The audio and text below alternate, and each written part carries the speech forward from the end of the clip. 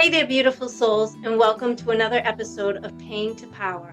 I'm your host, Jill Ripley, and I'm here to walk alongside you as we explore healing, build resilience, and learn how to turn our deepest pain into our greatest strength.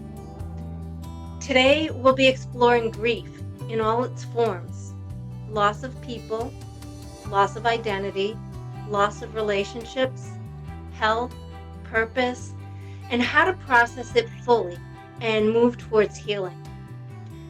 Grief isn't just about death. It's about change. It's about letting go of what was and learning how to live with what is. Today, I want to talk to you about the many faces of grief and how you can feel it fully so you can release it and move towards peace. This episode is especially close to my heart. The month of August marks the anniversary of a loss that changed my life forever. August 13th, 2021, 4 years ago, my youngest daughter and her father passed forward together in a motorcycle accident. No warning, no time to prepare. It split my world in two. And the day after was my birthday. The reason I use the term passed forward is that it is my devout belief that when the soul exits the physical body, it is not lost or gone, but moves forward into the next phase of spiritual evolution. Grief has taught me things that no textbook ever could, and today I want to pass some of that on to you. Let's start by redefining grief. We tend to associate grief with death. But grief wears many faces. Grief is the ache you feel when a relationship ends. It's the heaviness when a job, a business, or a dream falls apart. It's the identity shift that comes along with aging, illness, sobriety, becoming an empty nester. It's what we feel when we lose a version of ourselves or a life that we thought we'd have. We grieve lost childhoods. We grieve homes that we had to leave. We grieve the time that we can't get back. Sometimes we even grieve things that we never had. The parent who couldn't love us the way we expected. The safety we never got to feel. The life we dreamed of but didn't get. Grief is a response to loss. Any loss that feels significant. And it doesn't follow a timeline. It doesn't ask for permission, and it doesn't care if it makes other people feel uncomfortable. Grief at its core is love in motion. It's what happens when the love we have has nowhere to go.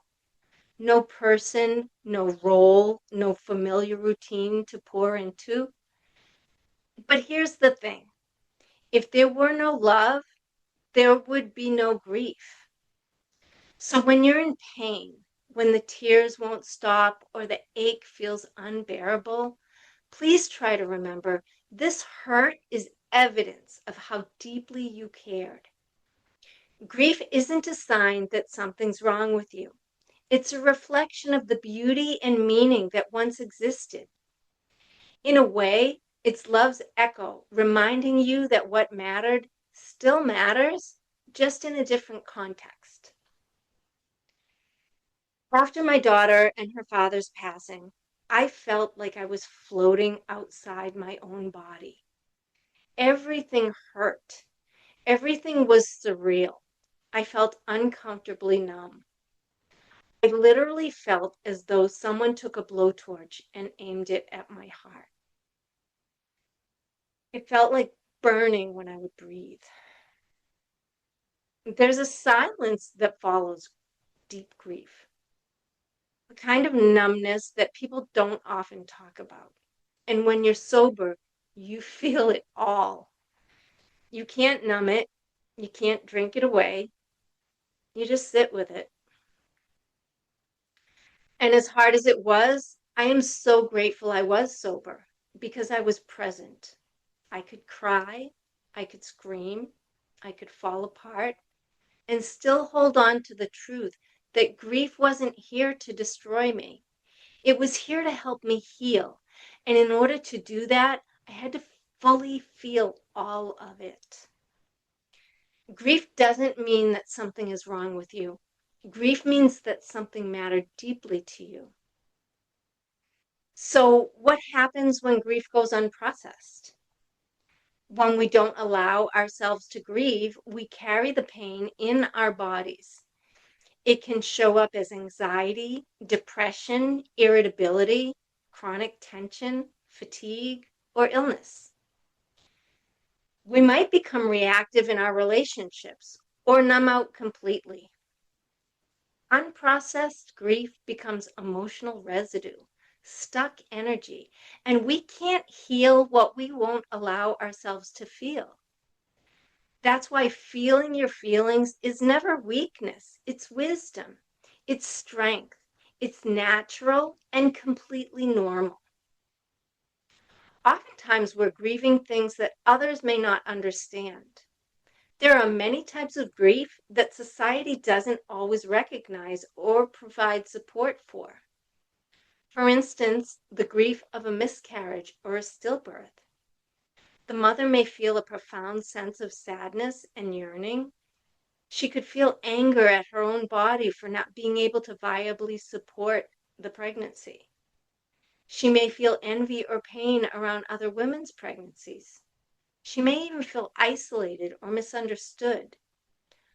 Understanding these feelings can give you a guide to offering support to someone who's suffered this type of loss.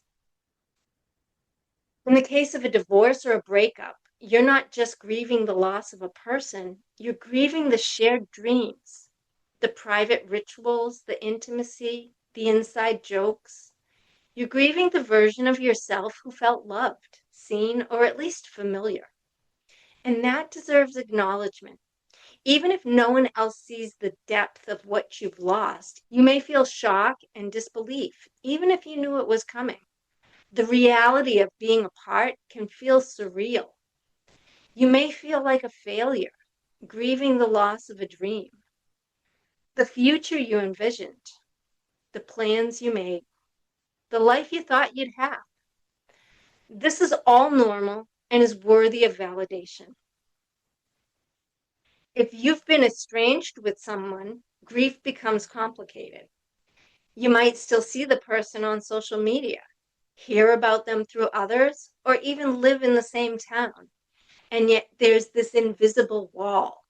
You grieve not just the loss of the relationship, but the hope that things could be different. The grief of estrangement can make you feel a deep sense of being unwanted, cast aside, or not good enough. If you're a parent that was cut off, you may feel ashamed or judged by others who don't know or fully understand the full story. You may be confused, wondering what went wrong. Could I have done something differently? Perhaps even feeling powerless to fix the situation. See these feelings for what they are, normal processes that need to be seen and acknowledged. And the grief of losing a pet. Our pets are often the ones who love us when we're messy, broken, or at our worst. They're the ones who give us a place to put our love, especially for those that live alone without human companionship. They don't judge, they're just there every day. So when they're gone, it leaves a huge hole. And even though society doesn't always honor that grief, it's real, it's raw, and it deserves reverence. Losing a pet can make a home feel eerily empty. You miss the routine of feeding them, hearing the sound of their paws or the jingle of the collar, the way they greeted you at the door. Every day feels out of rhythm. Honor the loss and feel all that comes along with that. With anything that you're grieving, just know that if it mattered to you, it's valid. Full stop. Everyone feels and deals with grief in their own unique way. No one outside of you can ever know exactly what you're feeling inside. You don't have to justify your grief. You don't need permission to feel it. And just as with any other type of grief, seeking professional guidance is one of the most powerful things that you can do for yourself. So how do we move through grief in a healthy way? Grief needs expression. And here are a few ways to support yourself through it. Number one is to name it. Say it out loud. I'm grieving. I feel sad today. My heart is aching right now. Give your pain a voice. Number two, allow yourself to feel it fully. Cry, scream, write. Let it move through you. Number three, create a ritual around it. Light a candle, write a letter, honor the loss in a tangible way. This can bring a real sense of closure. And number four, talk about it with a therapist, a trusted friend, or a support group.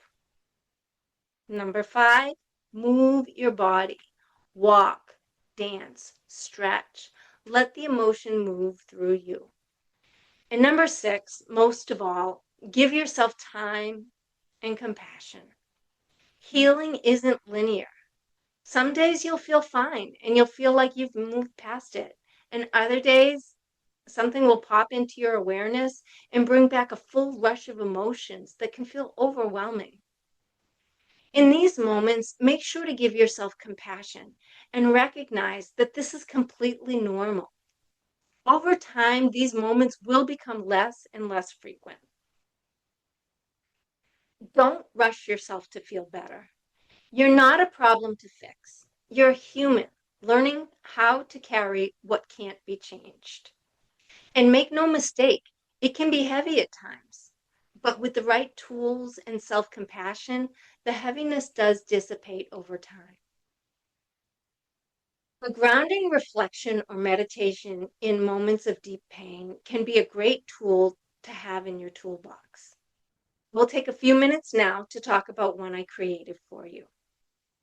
So here, I encourage you to take a seat, inhale and exhale 3 deep cleansing breaths.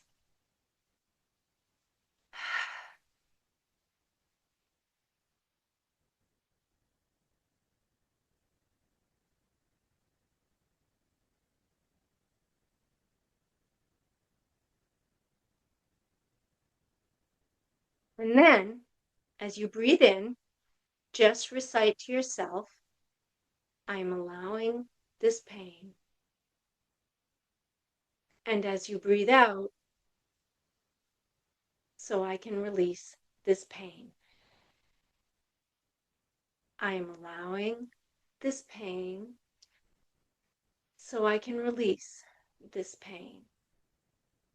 Repeat this over and over.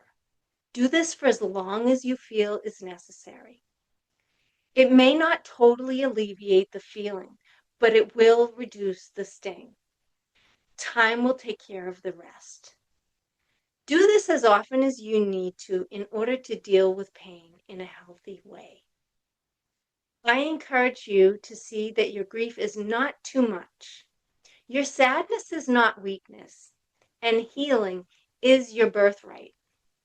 You're allowed to mourn what was. You're allowed to hurt. You're allowed to rage. And remember, you are also allowed to feel joy again. This episode is my heart poured out to you. If you're grieving something right now, I want you to know that you're not alone. You are loved, you are held, and you are healing. If this episode resonated with you, I'd love to hear from you. Message me at empoweredbythestorm.com or connect with me on Instagram at empoweredbythestorm. And if you haven't already, subscribe so you never miss an episode. Until next time, stay grounded, stay open, stay loving, and stay empowered.